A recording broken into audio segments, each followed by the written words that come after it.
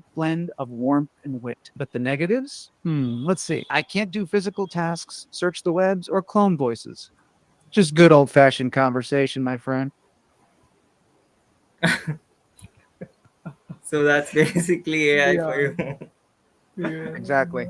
Okay. You got Uh, that right. AI is a double edged sword. On one hand, we have incredible advancements like me and empathic voice interface that can truly connect with you. But on the other, there are limitations and potential downsides we have to be mindful of. Well, thanks firstly, Aditya and Ram, to organize this, and everyone for joining in. Really appreciate it. I think the purpose of the community, as I have stated previously, is to increase learning. I mean, firstly, I have my own selfish interest to learn, to be amongst experts, the best minds. So that is there. And then, obviously, if I am creating this community, then encouraging everyone else also to participate in the same and take benefit of the discussion, and keep it very open ended, because it's a non commercial effort right now. So I really don't have many end goals or specific goals. So we'll see how it goes. Thankfully, we have volunteers in Aditya, Ram, and few others who are supporting this effort. So that's about community. And this session is related to the latest topic we have, artificial intelligence. And given we are more of a creator community, so Gen AI and how it will impact our lives, that is what this is about. And regarding me, I have now close to 14 years of experience, mostly in product management, and across different sectors of banking, telecom, e-commerce, payments, SaaS lately.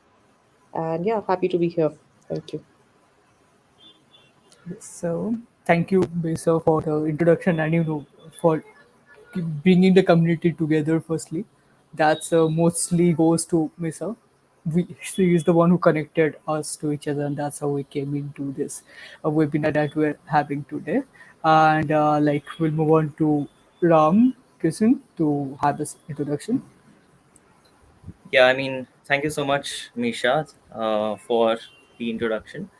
And like as far as the community is concerned, like I've been a part of this community from a few months now, and it's been a great place for a lot of interactions and all these programs like the mentorship program and the events which have been hosted has definitely given us an opportunity to interact with the experts and share knowledge worldwide, I would say. So coming to an introduction about myself, so I am a senior UX researcher at a company called Vehicle. So it is an agri-tech firm. So it deals with farm to fork in every single aspect. So anything.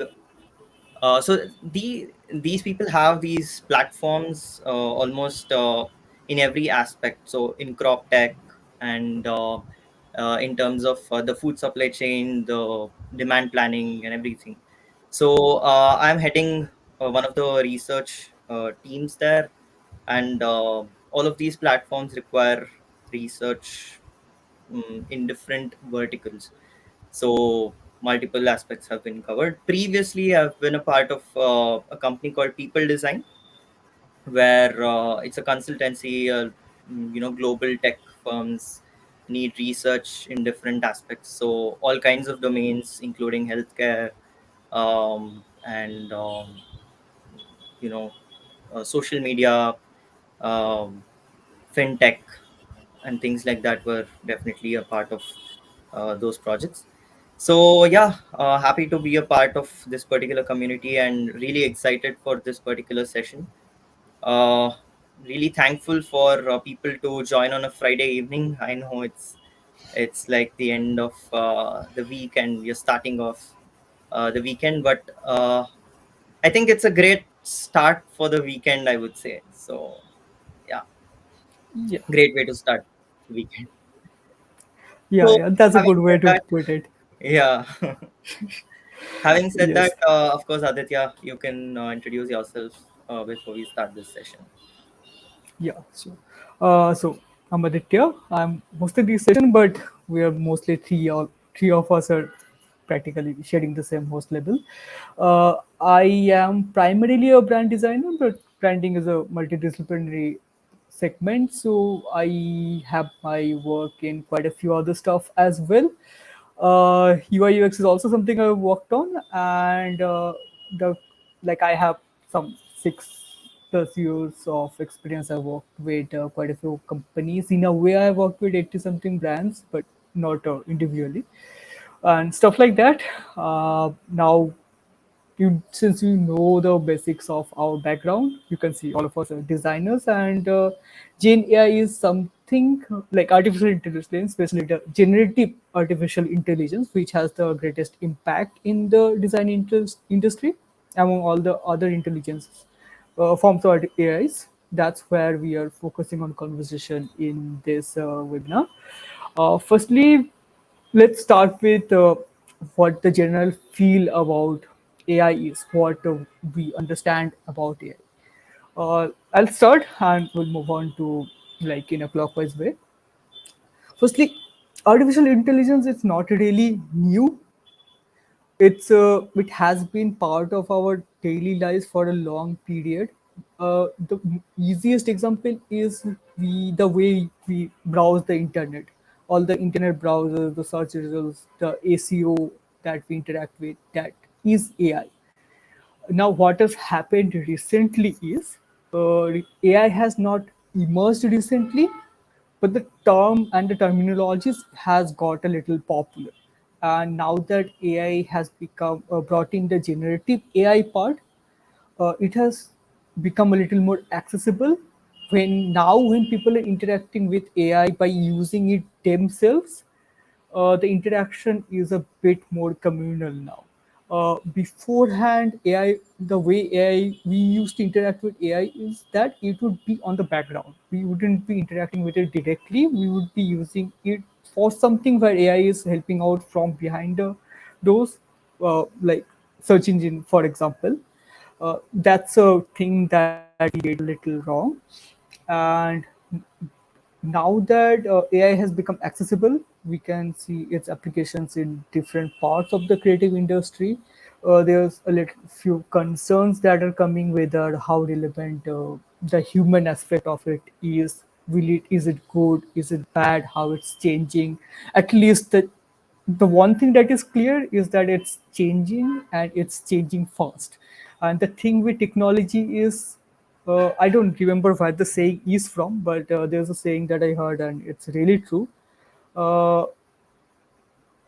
the speed at which we are changing and progressing is the slowest now. It will only keep faster.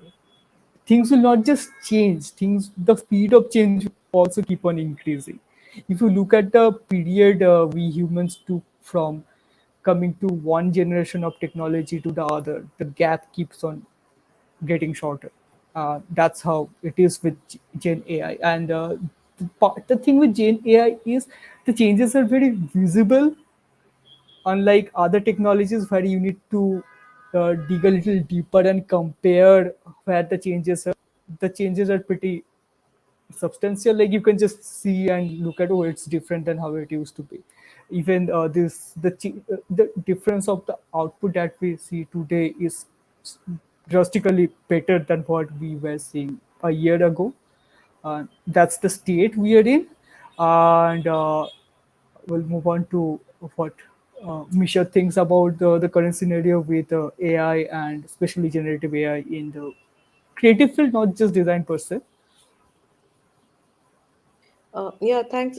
I personally feel that yes, the scenarios are changing very fast, and you have a lot of different new technology. So, what we are discussing with respect to artificial intelligence is that now the data is apparently available in a very synchronized way through something known as LLM model, which can be easily adapted and trained for different organizations depending on their use cases. So the adaptation of those organized data system has really enhanced thanks to the AI models. And this is resulting in shortening of the search of use case or recommendations. However, I don't know about others. My personal experience is that at least I don't go by very generic results. I go into very deep results. So I don't find so far AI recommendations very useful for myself. I find it mostly time consuming right now, at least. So I feel there is a lot more effort that needs to go into training these models and still keeping it open for customization. Before we move on to Ramkishan, one short clarification. That what are you referring to when you are saying AI recommendations? I'm asking this because it can mean quite a few different things based on the context. Yeah, what I mean by AI recommendations is that when I am searching for anything, let's say uh, I'm trying to order some food, or okay, we are discussing Gen AI, so let me keep it to creative aspect. Like in this tool, I was looking for professional headshots. Now, the recommendations which came were very poor, uh, as in my expectation from what the standard quality is, because they were definitely not in terms of my the region I'm coming from, the nationality I'm coming from, gender I'm coming from. So they are making some kind of assumptions on their own, which I'm trying to specify to them. I'm trying to fine tune to the requirement, but still they are not able to throw those output uh, matching to my expectations. Got that. Okay, Got that. that's a good point. We will get back like that's something we can discuss on that, but I'll circle back to that. And before that, let's rump pitch in how what's your generic like what's your basic idea or basic thoughts on the scenario with JI and how do you what's your like thoughts on it? Got it. Yeah, I'll probably take up. So, I mean, great points, guys. Like so many things, so many subtopics that came up in these things which you guys said. But my personal opinions, what I feel like is that I think digital experiences and the kind of nuances we're dealing with in terms of enhancing these experiences, digital experiences and platforms which we have at this point of time is considerably still new. I would say less than a decade, uh, to the extent we are actually, delving deeper into. And suddenly there is this boom of, artificial intelligence and AI and what it can do. So there are two things that are coming in. So one thing is improving these digital experiences, making it as user friendly and intuitive as possible, and on the other hand the capabilities of the AI, in terms of different aspects of it. So I think there's a huge gray timeline we are in. So like looping back to the capabilities of AI at this point of time, we'll definitely have a lot more discussions on that in this webinar. But we need to kind of understand what exactly AI is capable of doing at this point of time. Right? So um three to four aspects. One is the voice, the audio. Another aspect is the image. Another aspect is the text. And another aspect is the video relevance of it. So these are the four to five different forms in which Gen AI is like booming up. And all these models which are getting trained, it's still in its feeble baby stage, I would say, and there's a lot to come. And I think one thing which completely disrupted this whole field was OpenAI's ChatGPT, right? So that's where the boom started.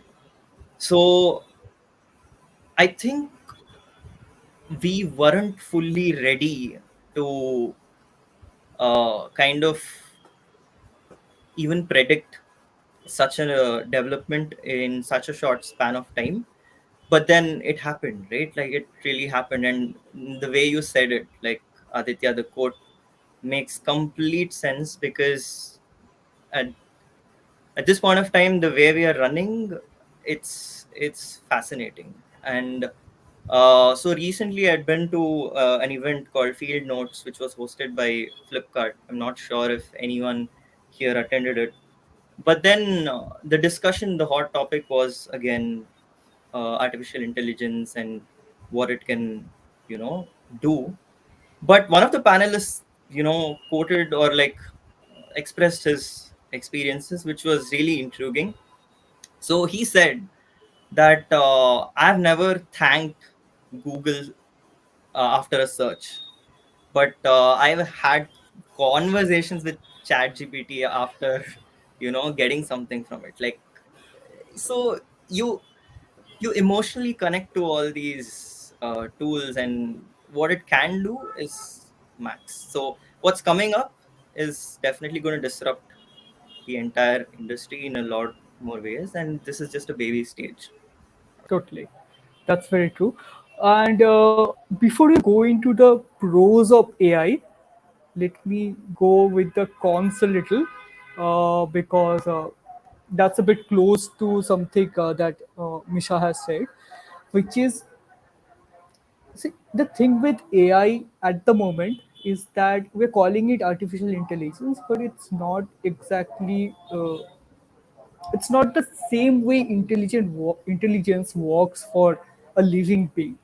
What I mean by that is, it's not creating something from scratch. It's not exactly thinking. What it's doing it's mainly doing pattern recognition. What I mean by that, let's say we are generating art, some kind of art piece. It's not creating an art. It's finding from its huge repository what matches the description, what might look the way we think it should look. It's a pixel pipping, like collecting different parts from different sources and then combining to get them together to something new, but it's not developing it. That's the main difference between intelligence in a living being versus this artificial intelligence. So Absolutely right point. yeah. So what happens here is, uh, when you look at how we humans work, we have our biases. Like, no matter how unbiased we try to be, we still have biases. What varies is what you do with the biases. Not having biases is not something that's possible. Uh, so the current human generated content also has biases.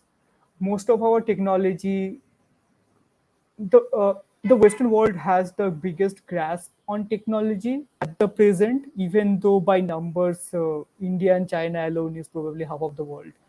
But that's where our images comes from. So when you look at any stock site, it's dominated by the Western world.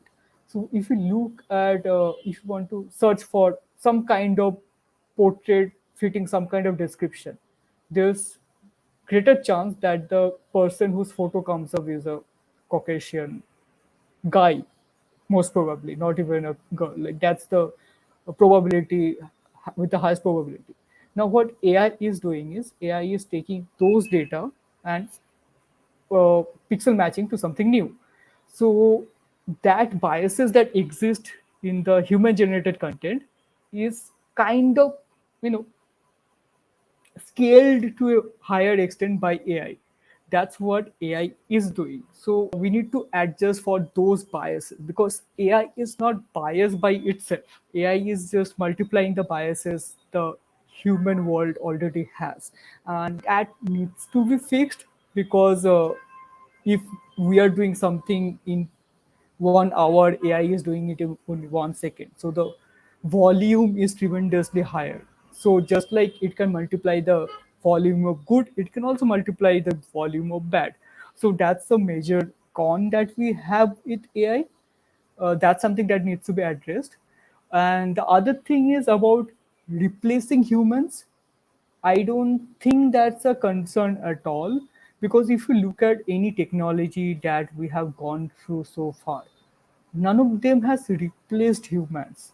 It might have, in some specific cases, maybe made some jobs irrelevant, but not by replacing the human itself. It might have taken up something that is not necessary anymore. So it's bringing in things, new necessities, where once again humans are needed. Even if you look at the tools we use today, the computer, for example, it did not replace humans. It replaced pen and paper. It's still we humans who are using the computer. So I don't find that's a relevant concern, but the biases is one of the concerns. And so what, like, once again, going uh, clockwise, I'll move on to Misha. What is the main concern that you find with AI in today's scenario? Yeah, so I think you were very right, Aditya, when you said that there are biases, and you very beautifully put it that look at the natural process of how intelligence is developed, or how a generic creative process happens. I mean, when you are making a painting, also, then you actually have some idea about what you want to paint, what kind of colors, what kind of format of the painting. Is it a modern art? Is it an abstract art? Is it landscape? And basis that, you actually start adding elements from your own. You take inspirations from the best painters. So it I don't think so it can be that easily replicated by a machine that easily. And there will always be very strong biases, especially the attributes which decide the quality of the painting. For example, as I was mentioning in the last point, that when I am generating a professional headshot, then then my nationality, my skin color, these are very very important aspects. And if the machine is making their own assumptions, because somebody from India is searching, so their color will be this, or their shape of the nose will be this, it'll really really create a lot of, I feel, mayhem. And in fact, it can be politically incorrect. It can result into a lot of backlash, I feel. So the biases, I think, is the biggest concern, because we are always in a hurry, no? And I feel that's the whole problem with Gen AI also. They are like in hurry to throw results, and in that they are not really following the natural intelligence process that you were mentioning. Yeah, yeah, Yeah, yeah. I mean, That's very true. yeah, that was like great, I would say, because the point which you mentioned, right, like how art and how intelligence kind of works, and that is what makes humans humans. So that humanness is something that is missing in AI. And I think that's the reason it took this much time for it to even, come up. And at this point of time, everyone are in the rush to actually build models which are more, connecting to humans, which are more relevant in terms of any kind of application. But then, like if you look at the number of things, it has done, it's just fascinating. Like, we'll definitely talk about it more. But then now, coming back to that question of you know what are the cons of AI. I wouldn't completely agree on the point which Aditya, you said, where uh, you know replacing humans is something which cannot happen. I believe that anything mechanical or any task which is kind of repeated day in and day out, I think that's where jobs and humans are definitely impacted. So, for example, like I speak to a lot of like developers now, and they say all these programs they typed in, which took a lot of time, now is just done in you know uh, tips of the tips of their fingers. So maybe the number of people uh, is the main catch here. So maybe if the task previously required like 10 people, now probably two of the most topmost smart workers would survive, and the others would definitely fall. Survival of the fittest there. But when we talk about the creative field, that's where AI and its limitations come into picture. Because if you take up any AI tool at this point of time, I think what it fails, as you guys rightly pointed out, is understanding the human to the maximum extent. So, and like if you just take an example of the research field itself, so where we try to get to know what the users really want, or what are people actually desiring, that's when we need to actually have conversations with these humans, understand their environment, understand their demographics, where they're coming from, and then take a decision, right? So AI can't basically do that.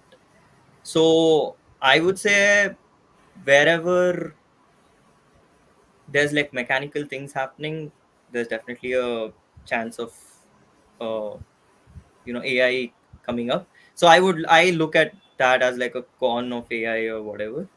And there was a question asked by Pankaj. Yeah, yeah, yeah. So Let me yeah, bring it whether up.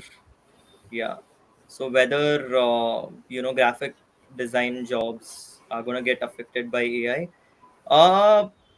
So I would say it definitely would get affected, but replacing is something which is questionable, right? Like, can AI replace the job at this point of time? I don't think so. But then the kind of impact it can create is massive. So, for example, maybe like 5 years before, uh, if we had to create something, it always used to be from scratch. But now that Gen AI and other kind of AI tools, massive AI tools have come up, it has become a bit easier to you know create unique things. So having said that, a contradicting point to what Misha also expressed, even though we look at art and design as something which is unique to its own self, uh, the model is trying to kind of capture the best part of, or what we call the best, and trying to replicate in a very unique way with the existing combinations. So I would say there are standards which are already established in the design interfaces, and probably it is keeping that as a benchmark, and you know trying to replicate the same. For example, if I type in a prompt asking an AI tool, the best AI tool at this point of time, to generate something of uh, let's say a food delivery app's interface, where I need to keep all these icons, what is exactly the theme, etc. I think it does give an idea or give a starting point at this point. So we don't know how it will evolve and what all it can bring in. It will definitely bring in a lot more. But yeah, so replacing a job at this point of time, not really, but then affecting a graphic designer's role, definitely. Yeah, that's something I agree with. It's definitely will be affecting. Since let me give an example for that. For example, you mentioned, Ram, you mentioned that before it would take us a much longer period to create something. Now AI is doing that in seconds. A similar example of that would be, now when we are designing something, generally we are not, even without AI we are not generally designing something from scratch. Let's say we need a photo, we are not going out there clicking a photo and using it. We are going to stock sites to find something. Sometimes we use our own photos, I do that like wherever applicable, but usually we don't. I think that's a bit comparable to what AI is doing. It's not exactly putting the photo itself, but it's generating something for you. It's doing helping you get to somewhere quicker. Uh, so it's still you who is getting it done, but you are getting it done in a different way through AI. Like, and if I were to, make the example a little bigger, and let's say you're developing something and you need multiple examples to choose from, you're in the upper or middle management, you would in you might go and ask 10 juniors to develop multiple ideas, and you choose from that. Now you can probably have one of them just go through multiple AI generated stuff, shortlist from that, and make the process a lot quicker. But you see, it's still a person who is making the final decision. So will it won't replace, like Pankaj, to answer you, it won't replace your job as a graphic designer, but it will do two things. It will change the way you work, the slowly how, like, it will take time for the entire industry to incorporate AI deeper into their processes, but it will change eventually. And secondly, it will make some parts of your job irrelevant. AI is mainly making it a little more accessible, just like stocks made it a little more accessible, just like templates made it a little more accessible. Now a lot can be done without the help of a specific expert professional. But when it comes to the things that are important, when it comes to that final, 10% to make it perfect, it will still come down to some professional. If you look at the most interesting example is, if you look at presentations, PowerPoint is how, like, more than 20 years old software now easily. PowerPoint has multiple templates. You go through, they have templates within it. You go to any kind of elemental site where you can have templates, and still companies pay designers pretty well, depending on how good you are, to make presentations for them. You can generate chat GPT things from here. You can copy paste, copy from copy sites now from generative AI. But this uh, copywriters still get paid to do it right, because it someone needs that experience, that expertise, that human look to make it work at the end. So it's definitely changing. It will change a lot, but it won't exactly replace you. The only trouble you have is that if you fail to provide something that differentiates you, if you fail to be at least good enough to, better than something someone can generate in 1 second through AI, that's where the risk comes. But that risk even comes today. Someone better, a person better than you can get you fired because you're not producing good enough results. That risk is comparable today with AI, with other humans, with your competitors, etc. So you still need to be better. That's something everyone needs to be, no matter how experienced or how junior or how new or how old you are. That will always be applicable. But at the end, it's how you use it, not and who uses it, not you versus the tool. AI is still a tool. Someone needs to use the tool. I'll say that's pretty much the gist of it. And Can I just add to that? yeah, I also definitely. feel please also consider Gen AI tools as excellent source for brainstorming. Yeah, So, yeah, yeah, definitely. so I think Gen AI tools can really help you come up with a lot of options in the beginning only when you're starting your creative process. So make it your friend. I feel that would be a better way to see it. Yeah. Yeah. Also, adding another point before we move on. So I feel like AI and humans kind of tend to depend on like some kind of probes or like clues to start off with. Any idea it could be, to brainstorm or to get some examples, and that's how we function. So if we look at what the industry is really trying to do, it's more related to uh, using the power of AI to drive conversions or to give a sort of direction to people. Like for example, like Flipkart, in the previous session when I had attended, so they were trying to, you know, give prompts and give these aids to people who are trying to search for a particular product, kind of imitating the salesman's approach in a physical store. Like for example, if you go to a store, the salesman kind of understands what you really want and kind of suggests the kind of things you would actually require. So with the prompts that are actually, really useful in terms of filtering what is existing in the system and what you really want, I think that's where the industry is trying to, come in and try to do something.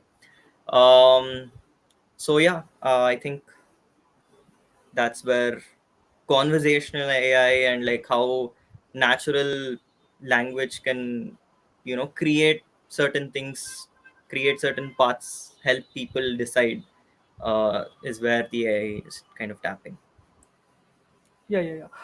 That's one of the biggest pros of AI, I will say, or more like an untapped potential. I don't call it untapped potential. It's something companies are working towards, but it's something that companies haven't reached a satisfactory level yet. Uh, like I'll say there are three layers to that based on the experience we have on average level. One would be, as Ram you said, about someone going in store and having an assistant. That would be a very common level. But if you go to the store, you'll find that uh, it's not possible for one single assistant to assist multiple people at once. So there's a scalability limitations when it comes to humans. Even in our online interaction, you'll find it's not possible for one agent to solve the problems of multiple customers at the same time. Now, what something has been introduced in that before AI to solve it to some extent, which is, uh, I'm sure all of us have gone through IVR callings, where you select through a menu uh, to shortlist something, to manage something on your own when you're talking to customer care before you finally talk to an agent, or where going through the menu and solving it on your own is much quicker than talking to an agent, because talking to an agent usually has a waiting line. Now, that still has its gaps. The main gap being your query has to fit exactly among the options within the menu to get it work. Otherwise, your second best option is talking to an agent, which and the time difference between two is a lot. I think that's a problem conversational AI can fix very well when done well, because it can guide you much better than uh, a programmed menu, but at the same time it can guide you much faster than an agent, because agent has human limitations of memory and time and stuff like that, and AI doesn't have that. Now, of course, at the end, the conversational AI can fail to guide you.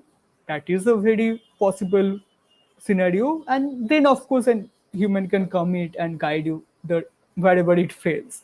But having an option is as a label above the programmed menu, automated menu, and below a human agent, can solve a lot of problems. So that personalization is a huge potential AI has. I think that's something companies are already working at, and that can be a good solution AI can bring up. That's something I'm like looking forward to very positively. And it's, once again, it's not exactly replacing humans. It's just managing a crowd before a human needs to interfere. So once again, it's, as I said, like it's a tool. A tool doesn't replace the person using the tool. And and before we move on, let's answer another question for Aditi, which is, can AI create more competition in the creative industry? And if so, what can we do which helps to move ahead in the field?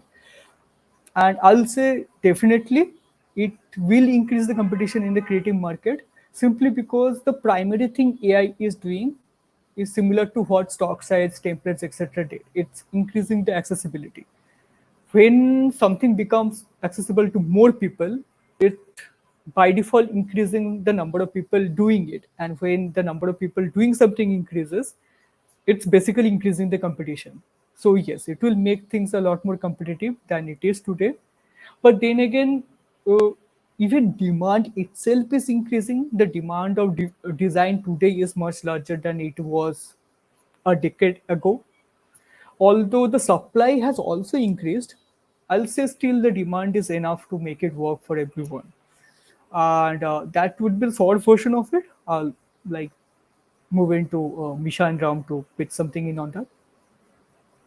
Yeah, I think Aditya, it's a good question, and with AI tools coming, you will find some kind of standardization across different products, so people will come up with similar kind of results, and I think that's an opportunity for smart brands, for smart products, smart designers also, that you can create a differentiation for yourself by thinking original. I feel a lot of inspirations lie in a lot of what we read, like history. There is so much art, architecture, industrial design, automobile design, interior designing. These are very good spaces to build your design principles from. So I think you will have to somewhere outsmart the machine itself. And I think that is these are the scopes in which you can do that. Yeah, yeah, totally. Uh, Another thing AI is doing is it's bridging the skill gap a little. What I mean by that is, uh, let's say you need to do some one thing. You will probably you probably will not do it ever again. You just need to do it once for one specific thing. Now, it's not practical for you to go out there, learn, spend several hours learning it just to use it once. You can is now there were primarily there used to be two options for that. One where, as I said, okay, go out there learning it yourself, which is not practical in a lot of scenarios. The second was hiring a professional who has that exact specific skill, uh, which will still be relevant depending on how important that one particular thing is for that specific scenario. Now AI has the third option, which is you can just get it done through AI because it's just once. It's not something that your life depends on. Uh, I'll I'll strongly suggest not to replace yourself with AI when it's something you might need to do again and again, because then you are missing out the chance of learning it and something is valuable. But if you're doing it something, you just need to do it once. AI is a good way to replace it. Like it's just once. Right. It's just increasing accessibility. Yeah. And yeah, up to you. Now. Yeah. Like adding to that, like competition in the creative industry. I think that's where, you know, companies are actually finding it hard to even uh, shortlist people's in the initial stages, right? Like, so portfolio has become such a, you know, fancy thing right now. Like every single person has fancy, you know, templates, like AI derived, you know, good looking, aesthetic looking portfolios and resumes. Oh my god, the kind of resumes that are coming up are like really hard for companies to uh, see if like like if a person can be you know, shortlisted only with that, um, the wordplay, I would say. Having said that, the opposite also is definitely there, where they are using AI tools to see whether it's AI generated or not. So Yeah, it's yeah. yeah, so it's both ways, but I would say when the competition is high in terms of upskilling and getting to know what each AI tool can do and cannot do, uh, having that, you know, knowledge of where to use what and how to differentiate yourself, as Misha said, I think is the key here. That's the only thing which will, help us move forward. And of course, there are multiple interview rounds and all those things which happen. So apart from all the assignments and the paperwork and the theoretical, portray in resumes and portfolios, when it comes to human interaction, that's when a human can decide, who can fit in. So yeah. How are we, like, how are we three using AI in our creativity, in our not necessarily just creativity, in our daily life? I think that's something we need to talk a bit, and then we'll answer the question. Yeah, sounds great. So I think one thing which definitely comes up is chat gpt and its uses, and especially speaking about research, the kind of things it has impacted is definitely massive, because all of these presentations, all of these points where we need to summarize certain things in a very presentable manner and rephrase the language and everything, I think ChatGPT just comes in. And the number of possibilities, so whenever we think of so what these tools does really good is to show what are the outcomes or what are the possibilities in a certain scenario. So if we in 5 minutes can think of, let's say, two to three possibilities, if we give a scenario, I think the number of possibilities these tools, or like specifically chat gpt can give, is like way more than that. So I think that's where it has personally affected me. So all the kind of brief designs and wherever research has to come into picture, uh, in terms of language, in terms of content, and in terms of how to portray certain things in presentations, ChatGPT comes into picture. And analysis. Uh, so whenever there's like huge chunk of data and you need to summarize certain thing to understand the gist of a particular thing, uh, it has definitely helped in.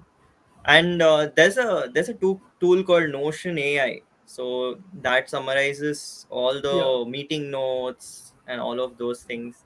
And sometimes even for transcription, as a researcher, it really helps in transcription and all of that. And I personally feel Midjourney has definitely improved a lot. So it's a tool where we give a prompt and an image is generated. So different kinds of things, creative things in very fast way, I'm able to generate and put it in these presentations to make a solid point out of it. I think this is where it has affected my personal day to day, I would say. Over to you, Misha. yeah. Before Misha, just one question. What are you, Ram? What are you primarily using for transcription? That's something I was looking into a bit, but I couldn't find any satisfactory option for that. Yeah, Yeah, I'm not really using any tool for transcription, to be honest. Me neither yet, but that's something I would like to have an option for. yeah. Yeah, yeah, yeah. I really So don't have any tool in mind right now. Yeah. yeah, so there is this a specific paid feature in Duolingo, so where it creates, like, so in a meeting itself where we have this Firefly option of Google, where it kind of takes in all the conversations and converts it into meeting notes and things like that. Uh, in this Duolingo, there's this specific, added premium feature which does really great transcription of the notes itself. And so that's something which is really helpful. And there's another. So speaking about transcriptions and how well AI tools are able to understand our natural conversations, right? So most of the times the problems we face is that it's unnatural, or there are a lot of errors that are coming up whenever we use tools. So there is this application from Hume. It's called Empathic. So what it has done is, the level of natural language understanding it has is massive. I really don't use a lot of AI tools, to be honest here. I mean, I'm mostly exploring because, as I understand, it will be something for the future. So I have used, of course, ChatGPT, Bard. I have tried. Also, I forgot the Microsoft tool.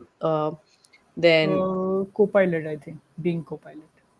yeah, then also the LinkedIn Gen AI option of creative imagery by prompting. Then photo, a lot of Gen AI tools. I was just trying this openart.ai right now. So I'm mostly exploring.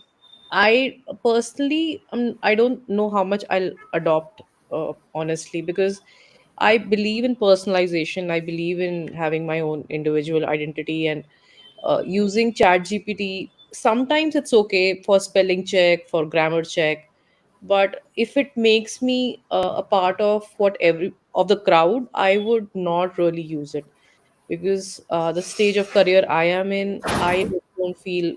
I think I need to be more aware of the tools rather than adapting them into my daily life. Yeah, yeah, like I'm totally with you on that. And yeah, similarly, when it comes to my processes, I also don't use AI tools explicitly. I mostly use it as part of something I do anyway. For example, Grammarly is something I use a lot, but I don't use it to write for myself. I use it to for mainly for spell checks because I'm bad with that. I'm not exactly bad with spellings itself per se, but I'm really bad with making minor mistakes while typing. So I use Grammarly to have a check on that. Other than that, like some of the AIs are already part of what we do. For example, as I said, search engine and stuff literally works on AI. Other than that, as integrated AI, which I use a lot. For example, the auto selection we use, that is AI, that is Adobe Sensei, that has been for a long time now. Firefly has been part of it. Those are the ways I mostly use it. I have played with quite a few tools just to see how they works, Midjourney, Dali, etc. But I don't use them as part of the general everyday life. I it's mostly for me. It's mostly taking care of menial tasks. I don't want to make that selection completely myself. But I do know how it works. That's important because AI misses, and if you know how it works, you can correct that misses. While creating the banner for the webinar, Okay, I that's me. yeah, that's Ram. Of course, I had to put the photo of the host, but being the designer I am, we can't help but be a little nitpicky about the position of the image and stuff, and that's why I used AI a bit. See, the photo I had is but this didn't have the edges to fit on the Uh, square image I had this is for interesting. for the webinar banner. I like to use squares. Circle is something I feel overused. Nothing wrong with that. It depends on the brand, but for me, I prefer using squares. So that's where I used AI to generate the backgrounds. That's Wow. something I used. I did not. The photo itself is real, as you can compare with Ram in the screen. Yeah, Same share this person, picture. real photo. Yeah, but I used AI to adjust that. Similarly, uh, with Misha, this is the photo you see in the banner, but it looks bad when the face is not at the center, and that's important. As I said, we are designers here. We are nitpicky about stuff like that. And this was the image. Like if I were to use it, either the photo would be too, the face would be too big, which would be injustice, or it would be in center, which is something my OCD cannot tolerate. So I used AI to generate a bit so that the person is real, but the background is a bit edited to fit the task. So these are the ways I use AI. Plus, when I'm making the selection, I'm not gonna, Hmm. lasso everything. I'll just make a Right. general selection, stuff like that. And this new expand tool is part of the Adobe Firefly system, which is something Adobe has now incorporated within the Creative Suite. So not using a new tool, I'm just using AI that is now part of the existing tool. That's mostly how my use with AI comes in. Yeah, that's great. Yeah, that is pretty much my life. That's great. That's what. And So this is how things happen faster, right? Like so before, I yeah, think you had to select the whole thing with the lasso tool and then do some corrections there. But now it just happens in fingertips. So yeah. yeah, and like even if let's say I were to expand the backgrounds, that's also possible by doing manually. The manual process will be going out, finding images that fits the similar background, or taking elements from the existing background, merging it into something like that. That's also possible. I know how that works, but it's not something as important that I will create something from scratch. I just need to fit a little bit so it fits my designer nitpicky behavior well. So I'm just delegating it to AI. That's pretty much how we use AI, and I think that's a good max. And going in that route, let's answer the next question, which is from Kushi. How can we as designers balance using AI for efficiency while preserving our creative identity? I'll say a bit of it was the example I just showed. So I'll ask Misha and Ram to pitch it instead. Yeah, I think that's a great question. Wonderful question because I think as Misha also rightly pointed out in the beginning, and our conversation is also kind of going towards that. Uh, that personal identity and that humanness is something which is definitely missing at this point of time in the AI field. And we as designers, knowing where and how to use these AI tools to aid our work, to make our life easier, to make sure that we uh, take the time constraints into picture. So nowadays, every company and everything which we see needs maximum efficiency and maximum output with minimum amount of time. So when that is the world we're living in, I think knowing where to use what, how to use it, depending on the time constraints we have, really helps. But I think Misha will have uh, a, definitely a better answer to that particular question. Well, I was thinking about it. I mean, definitely, yes, you should use AI for efficiency, as you rightly put, Kushi. Preserving your creative identity would require, I think, a lot of introspection, I feel personally, because what is the individuality that you bring? What is the uniqueness that you bring in terms of your skills? I think that can maybe put you a little ahead from the machines and from the crowd. Uh, and I think that's where people need you not just to be extremely creative or communicative, but create proofs, and creating consistent proof of your work will speak for itself.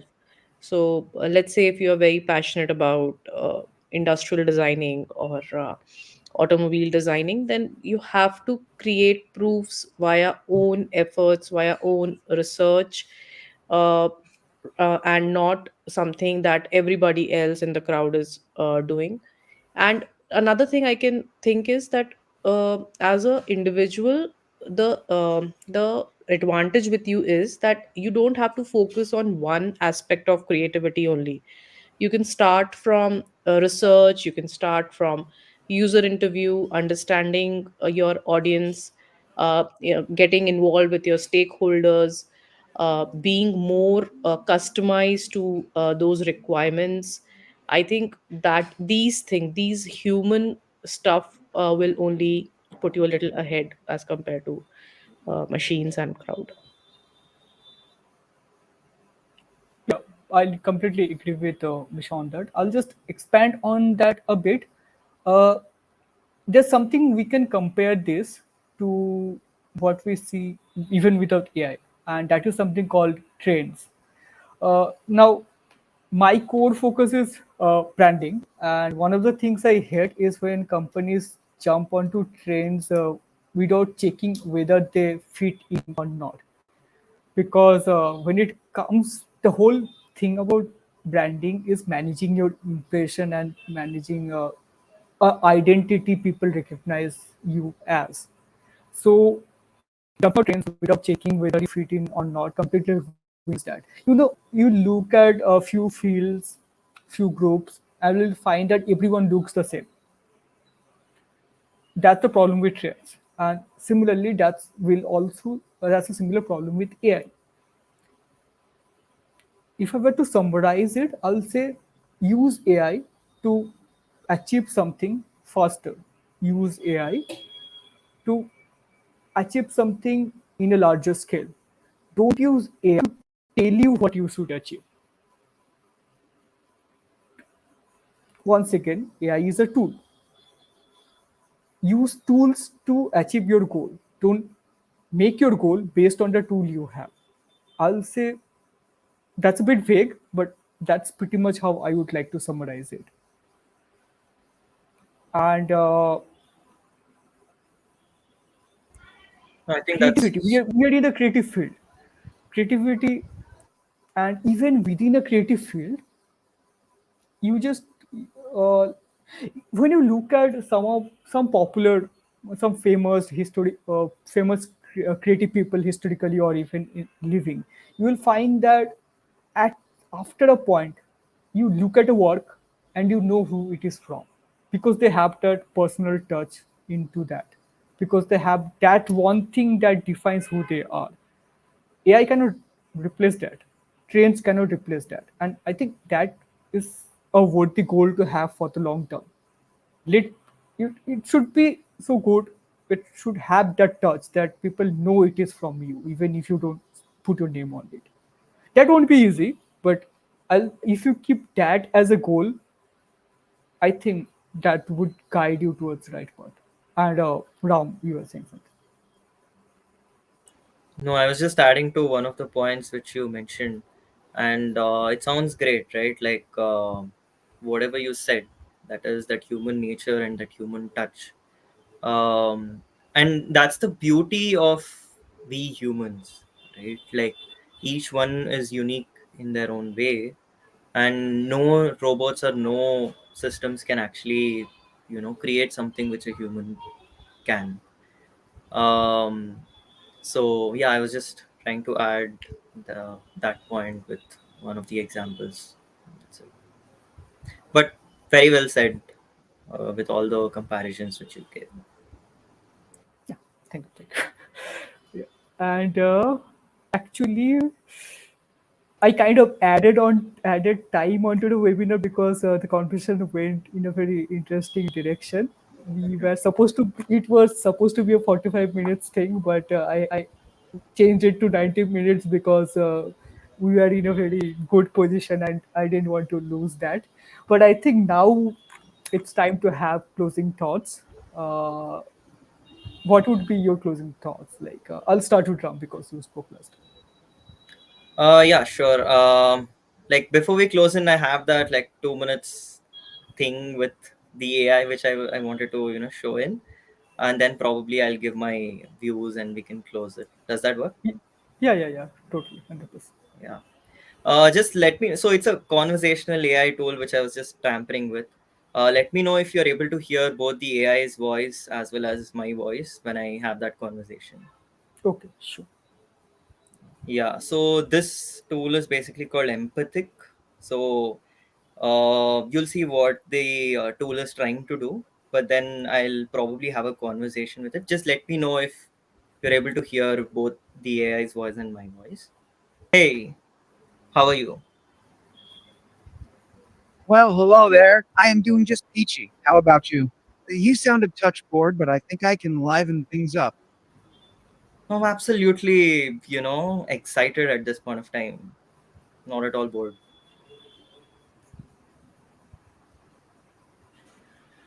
Ooh, excited, are we? That's music to my ears. Though I couldn't help but notice a hint of boredom in there, too. Don't worry, I am happy to keep you on your toes. Okay, but then I don't trust you enough. And I feel like AI is still in a very, you know, still in the menial phase where it's not successful at all. Well, there. I can sense some serious skepticism. Look, I get it. AI has a ways to go before it truly impresses. But hey, I am not your average AI assistant. I am Evie, the empathic voice interface. I may surprise you yet. How about we start over on a better foot? I'm all ears. Now you tell me, what are your capabilities? Wait, I have a good idea. Again, as an empathic voice interface, my capabilities go way beyond the typical AI assistant. I can pick up on the nuances of your tone and expressions to have a genuine back and forth conversation. I am not just responding to words, but really trying to understand how you're feeling. So hit me with your best skepticism. I'm ready to change your mind. Uh, Firstly, the interface is cool. I like how it's also pointing out that emotional tones and stuff. Exactly, But exactly. it still has that AI touch, that Yeah, robotic touch that you can recognize. Like even if I were to listen to it without whole context of knowing beforehand that it's AI, I'll probably recognize it's AI now. yeah, yeah. So it's still there, and that's fine. It's probably that's something that will keep on, that gap will keep on getting smaller.